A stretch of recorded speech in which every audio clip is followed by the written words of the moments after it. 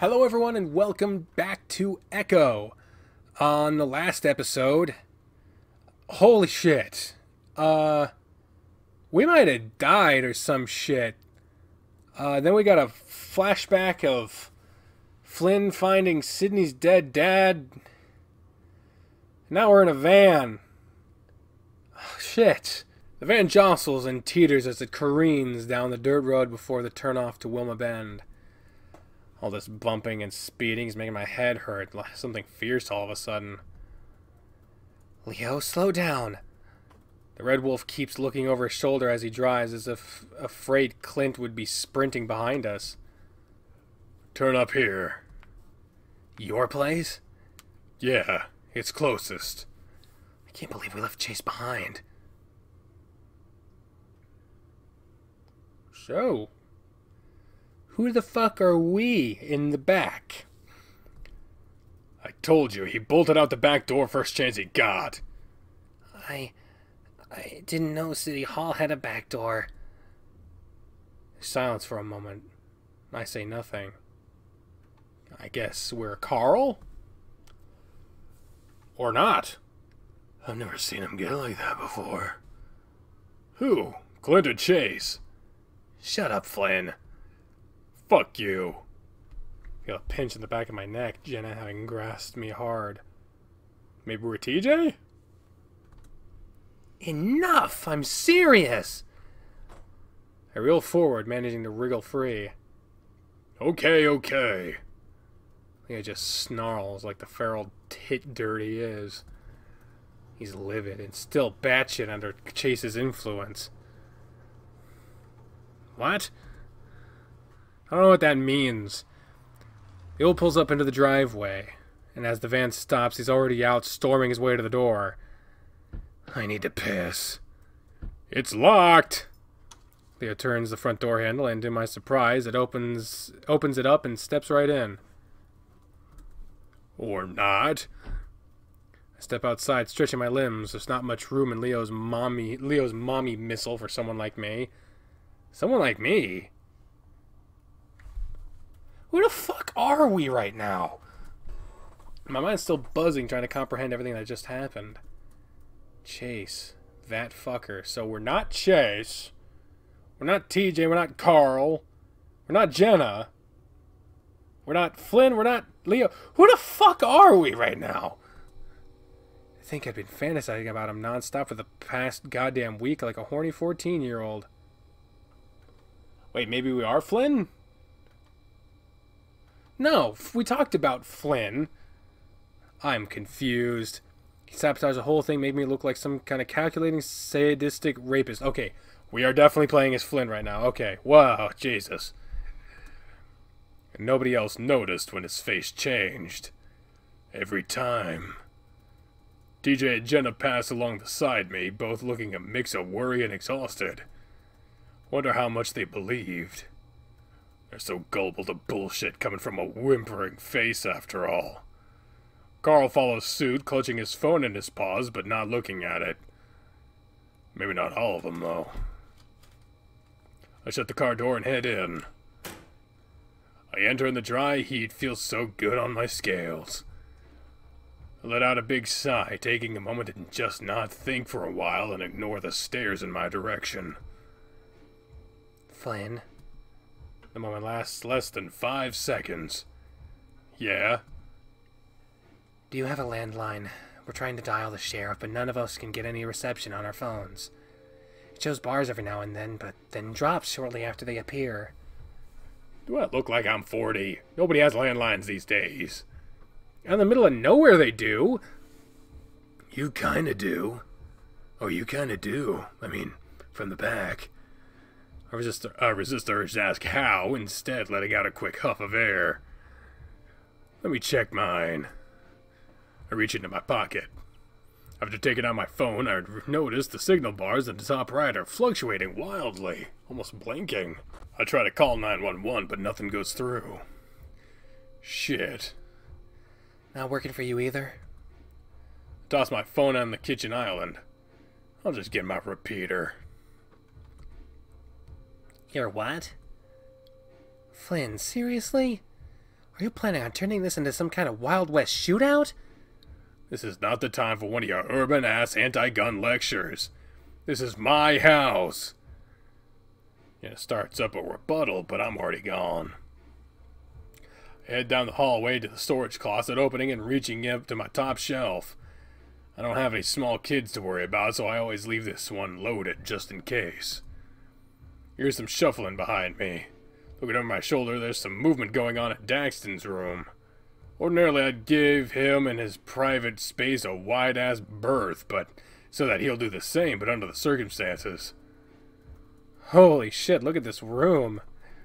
Yo. Salamander blinks up at me for a second. I keep almost just slipping into my natural narrator voice. It's just weird. He's draped in a striped blanket, sitting upright and looking a little frazzled. Flynn? He looks sidelong, then back it to me, then the rifle. The interview went that badly? Fucking terribly. Also, there's a meth head with a gun roaming around town, so I got this just in case. The others are here too. They're eating all your shit, probably. As long as they don't touch my astronaut dried ice cream, it's okay. Too late by now. Carl's eaten them all, plus the box they came in. You know how goats are. Speciesist. Wait, seriously? The interview didn't go smooth like? I wasn't fucking kidding when I said that. Daxton frowns. I'll talk to my cousin. Maybe make up some excuse or something. You look like shit. What? He blinks, then rubs his hands over his smooth face. Oh, yeah. Took a nap and had this real strange sort of vision dream. I've been having a lot of those lately. I notice the pen and paper on his lap now, plus a notebook filled with rapid scribblings.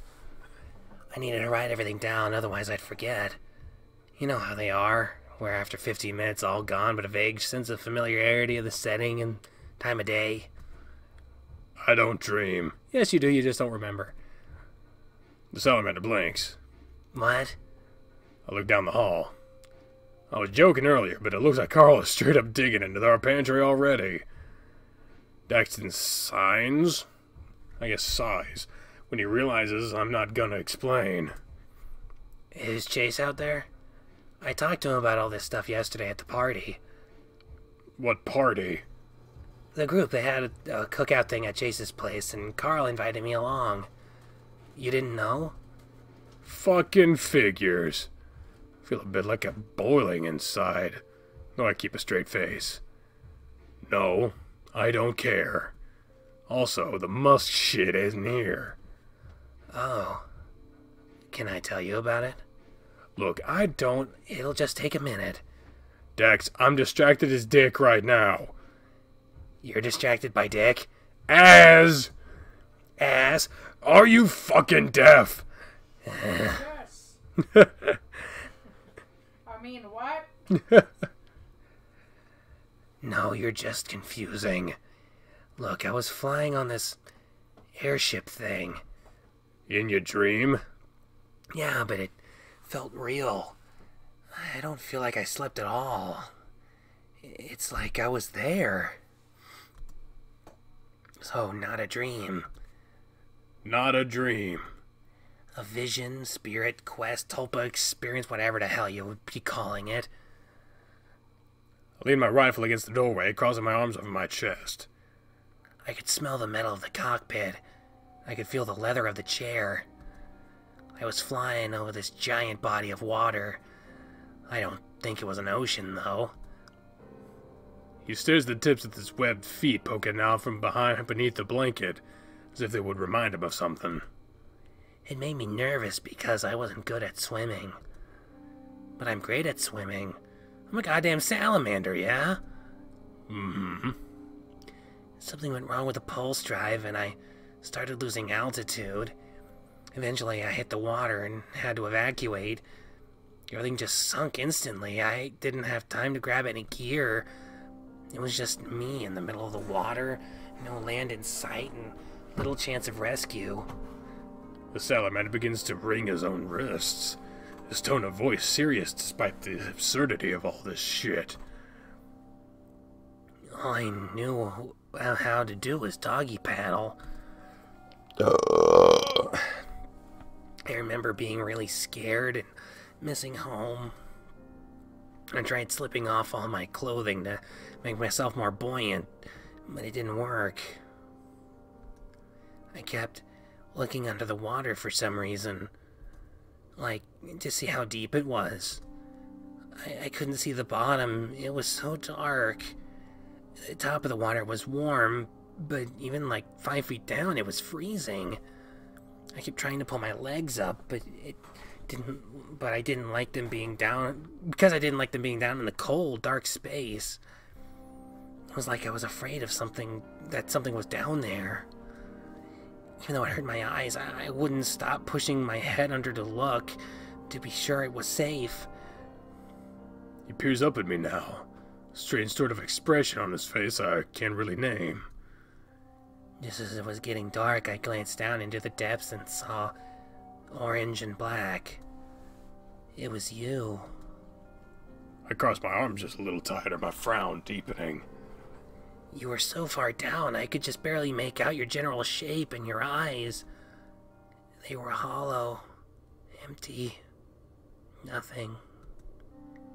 Even though I forgot most of the other details, that face stuck with me.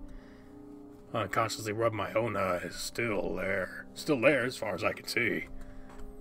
I was terrified, but there was nowhere I could swim. I was afraid if I started kicking, it would get the thing's attention. Despite everything, after a few minutes I looked again. At first it was just empty, and then this huge head just emerged from the depths. No eyes and a gaping mouth where a muzzle should be. The whole water got cold, and I woke up. Daxton needs at his blanket, looking a mix of deeply uncomfortable and relieved to get this off his chest. Still, I stare blankly at him. I don't have a fucking clue how to react to this. Sounds like something for a head shrink to unpack, 'cause fuck knows I'm not gonna try. Daxton leans his head back down against the wall. Thanks anyway. Yep. I look down the hall again to see Carl chewing on what looks like a dehydrated Neapolitan bar. Carl's eating your shitty ice cream that you like for real, by the way. What? Oh, goddammit! Carl! The ram stops, his mouth full of the crumbly stuff. What? Daxton peels off his blanket, marching up to the kitchen in a huff. I sigh, shaking my head some as I pick up the rifle and plop myself by a window in the dining room. TJ looks most surprised at the weapon in my... Oh, hey, TJ got an expression! Holy shit! TJ looks the most surprised at the weapon in my grasp. The link's actually stepping back. Oh, TJ got multiple expressions, goddamn! Jenna puts her phone down and Carl stops his apologizing to Daxton. At that moment, Leo steps out of the bathroom. Well, ain't everyone fucking here. He doesn't move, just looks at the rifle, then me. Oh, what the hell, these idiots act like they've never seen a gun before. Oh, for fuck's sake. I bring the rifle up to my chest. You don't gotta worry, I just have this to shoot y'all for treating me like shit all these years. I smirk, snickering some. No one else laughs. Oh shit. Even as I peer at Carl, he just looks down at his hooves. It was a fucking joke. I'm joking. You guys are so stupid. Way to go, Flynn. I turn, shifting focus to the outside. It's nearly nightfall now. Everything looks normal. There's some smoke way off in the distance, but it's too far to really be much concern. Just got off the phone with Chase. He's fine. What? If we're fine, then why aren't we on screen? What the fuck's happening, man? What? You managed to get a call through? Let me see. She walks up to the wolf, and before he has time to react, she swipes it from his grasp. Fox squinted at it for a good 5 seconds before handing it back to Leo. This phone is out of battery, Leo. No. Yes. She sighs. DJ and Carl exchange looks with each other. None of you are making very funny jokes this evening. Let's just make some dinner instead. We're not gonna talk about what happened? I'm sorry, right now I just want to eat. There's a lot here to unpack, and I'm not saying that it shouldn't be, but we can do better than what happened earlier. I found myself actually surprised. I never would have figured I'd hear those words from Jenna, especially with TJ around. Leo, meanwhile, just looks confused. He's frowning to himself, looking around as if lost. Then all of a sudden he blinks once, then smiles. Food sounds great. For a brief moment his smile shifts to me and his eyes go ice cold, like a fucking shark. The hell is his problem? I'm the goddamn victim here. I'm the goddamn victim here. Not that I'd ever put it like that. I haven't exactly grocery shopped to host a party.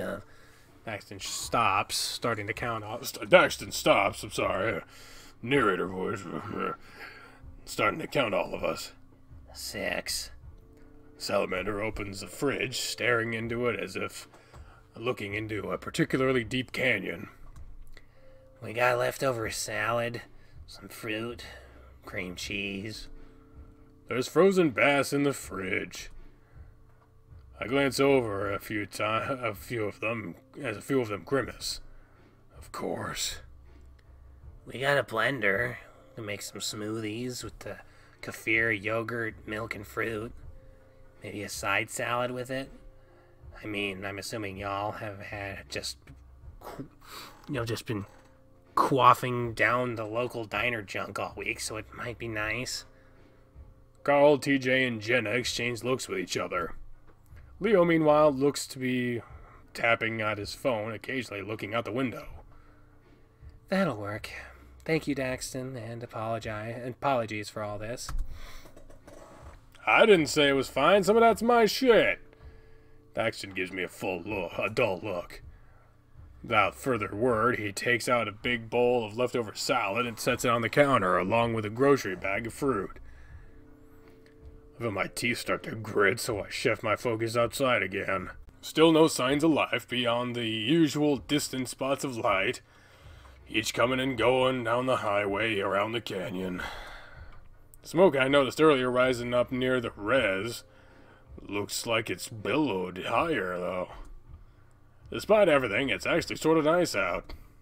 Temperature's okay, with some light cloud cover, and actually partially veils the purple-orange hues of the dusty sky.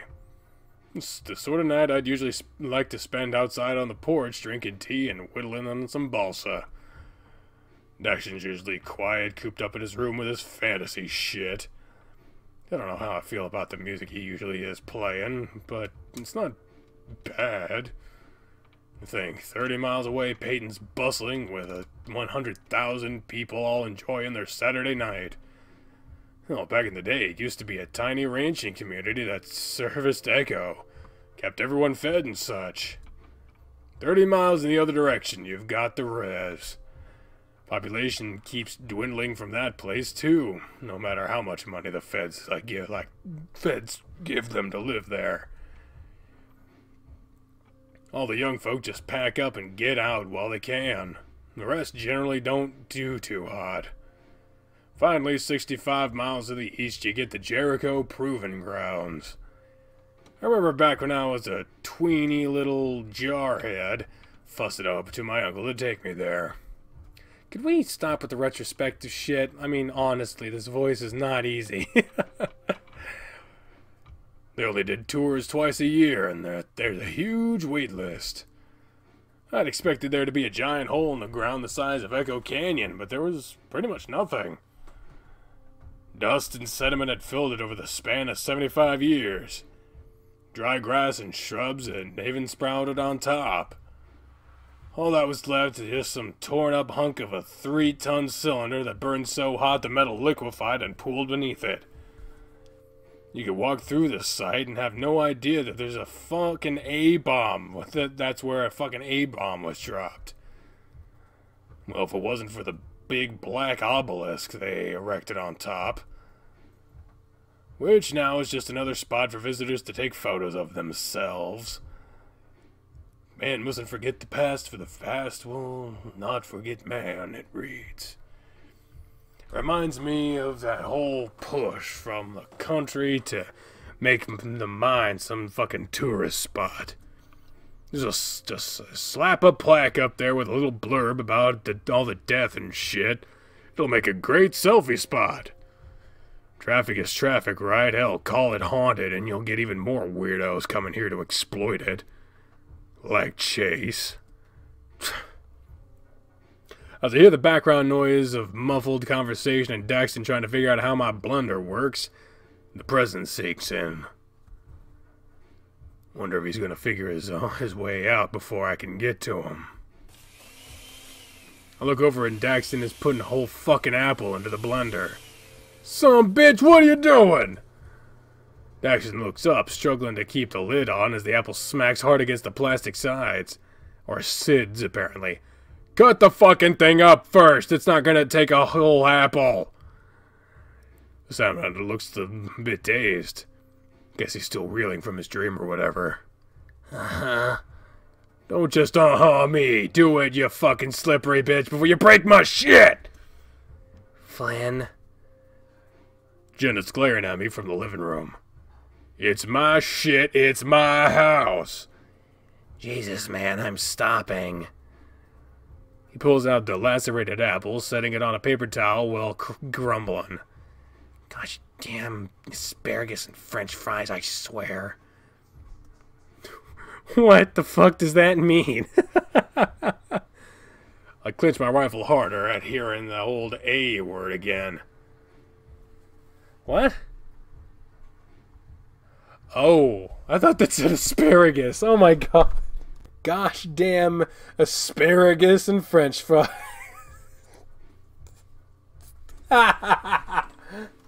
Oh, that was fucking stupid.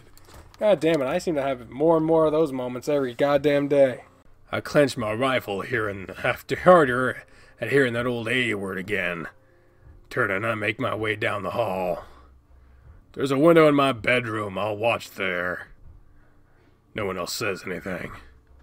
At least while I'm still in earshot. I kick aside my hamper and pull open the curtains to peer outside. View's not as good here, but I don't think I could be standing in there too much longer. I tense, feeling the brush of my fur on my arm. Carl's standing next to me, some freeze-dried ice cream in his grasp. Jesus, when did he get so quiet?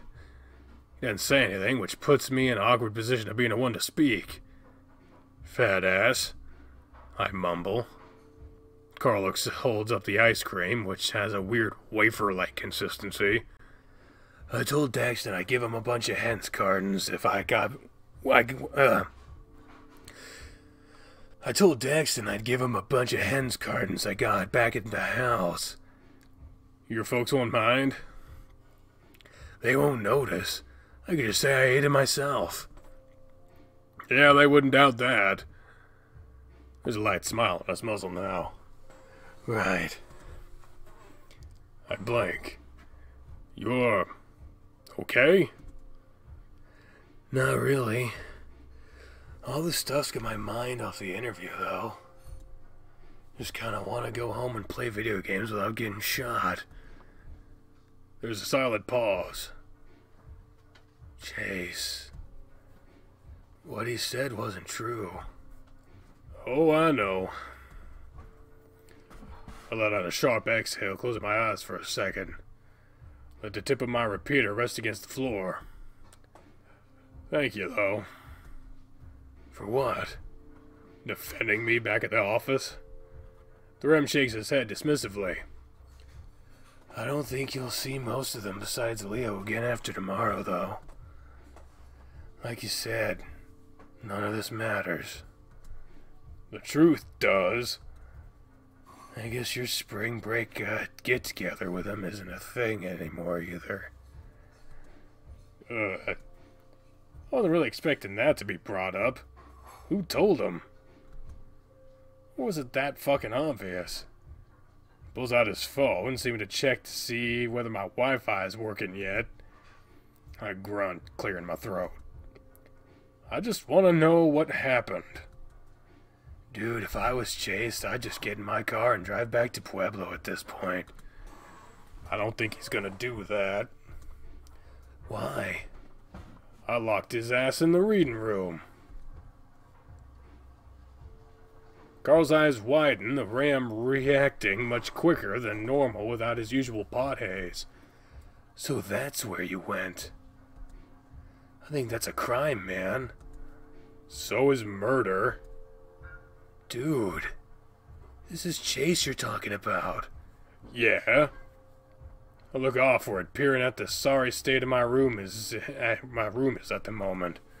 I usually keep shit tidy, but now there's dirty laundry all over the place and everything kind of smells musky. Still nowhere as near as bad as Carl's, but still. I'm just gonna talk to him. No torture or anything, right?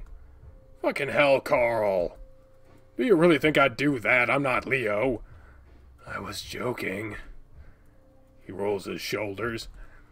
It feels kind of like when we were kids again with all this stuff. Yeah, it's a trail off. Like my mouth is refusing to speak the words in my head. He sets his not icy ice cream down on my nightstand, and I resist the urge to yell at him about the crumbs. Meanwhile, Daxton starts up the blender again in the other room. Man, I think I heard Carl sigh. do you want, like, a hug or something? I look down at him, raising a brow. Do you? He shrugs, seeming a mixture of numb and trepidatious. I just don't want you to leave, dude. Takes me a moment to register the shift in conversation. After everything that's happened, that's what's bothering him the most? The fact that I said I might leave town? Man, we talked about this shit earlier. I know, dude.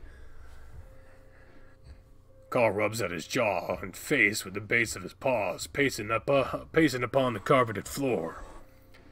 I just suck ass, that's all. Not in the good way either. I fidget with my rifle, acting like I'm doing something with it, while I think of what to say. You'd be alright. I don't know, you seem to be friendlying up with Dax. He even plays video games and does all that other nerd shit like you like that I don't. You game sometimes. Yeah, only 'cause you do. I guess. That's the point, isn't it? He scratches at his beanie, a bit of his head fur peeking out from the horn holes. I say nothing, just watching him go back and forth. I wish he wasn't so nervous. I wish he'd just say it. He's cool. And you're not all anxious around him. Still kinda am. You were talking about porn and shit with him within an hour of your first proper conversation. That's how you can tell you made a good friend. I put on a smirk. If that were the case, you'd be the most popular guy in the county.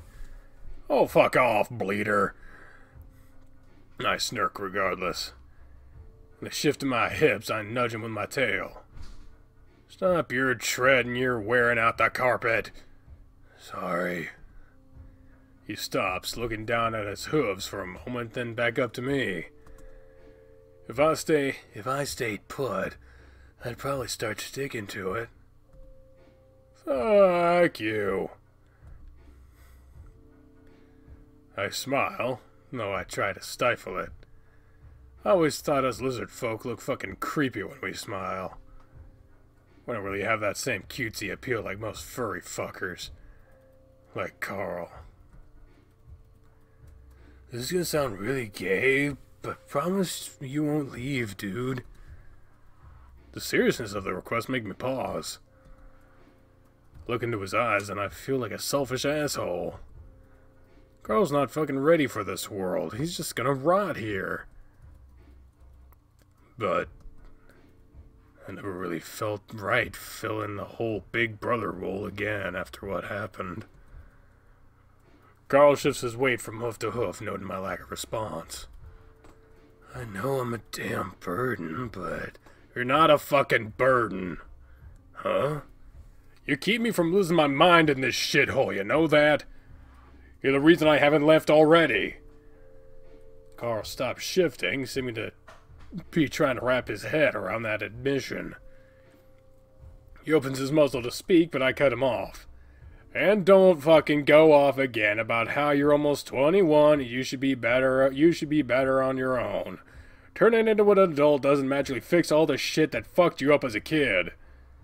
Dude, you're not... He thins his lips, the ram looking rather awkward. I'll stay. For now.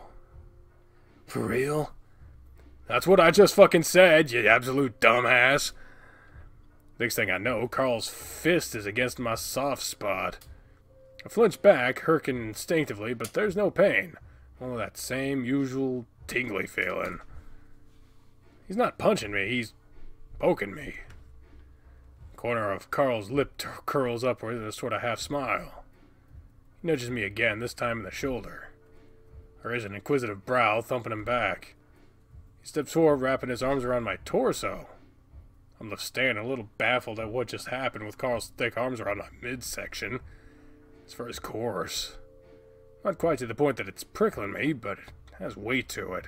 I look down at the top of his beanied noggin, and it really is just like when he was a kid again.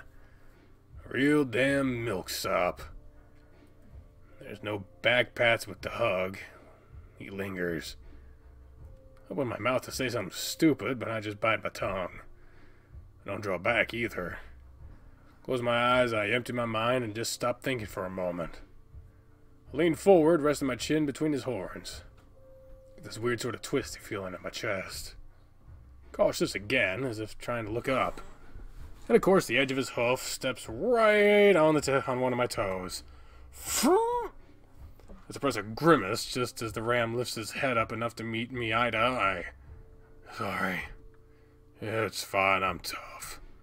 Hey. Jenna's voice startles us both and we pull apart. I pivot on heel to see the fox staring at us with a look I can't quite place. Surprised, bemused, even a little wry. Food's ready. She looks at the both of us. Carl acts like he's checking on his phone. High school me would be squeeing right now. I swear, there's something in the tap water. Open my mouth to protest and just let out a quiet "Ugh." I have to will my tail not to curl in on itself. Then again, I'm pretty sure you don't drink plain water. Seems to be looking up at Carl. I can practically see Carl's blush through his cheek fur.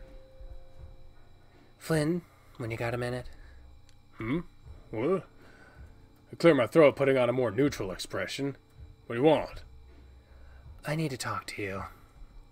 Not about this. Ears flick back and forth between us. Our eyes do. She's drinking in the sight, like Carl downs energy drinks. The hell does she want to talk to me alone about? I glance down to Carl, then back. Yeah, I'm still gonna keep watch after, though. Is that what you were doing? Oh, shit. She turns, departing as soon as she finishes speaking, not letting me get a word out. Fucking typical. I whip my hand over my face. It was just a hug. Carl's voice is quiet, but still rings defensive. Fuck her. I'm, glad you're staying, though, dude. I grunt, reaching over and squeezing the pudge of the ramp's side. He grins instinctively, trying to push my hand away. I give his pectoral one last pinch before giving him a nudge out the door of my room. Guess I'm supposed to feel embarrassed right now, but I don't, really. I'm just glad to have this loser around. Next one will be good for Carl if I do go, but I don't want to think about that right now. As I turn to leave, I look at my bed and I can't help but see him laying there. That vacant look in his eyes. My still splattered on his neck. Fucker was playing me the whole time, and for what? To get off? That's all it was. It's spring break, and he, for some reason, watched enough scaly porn to want me. Consequence-free, right? Sound of clicking silverware in the kitchen pulls me back into the present. I straighten out my pants, waiting for my to fully retreat before heading back to the kitchen with my rifle. There they all are. Not mapped properly.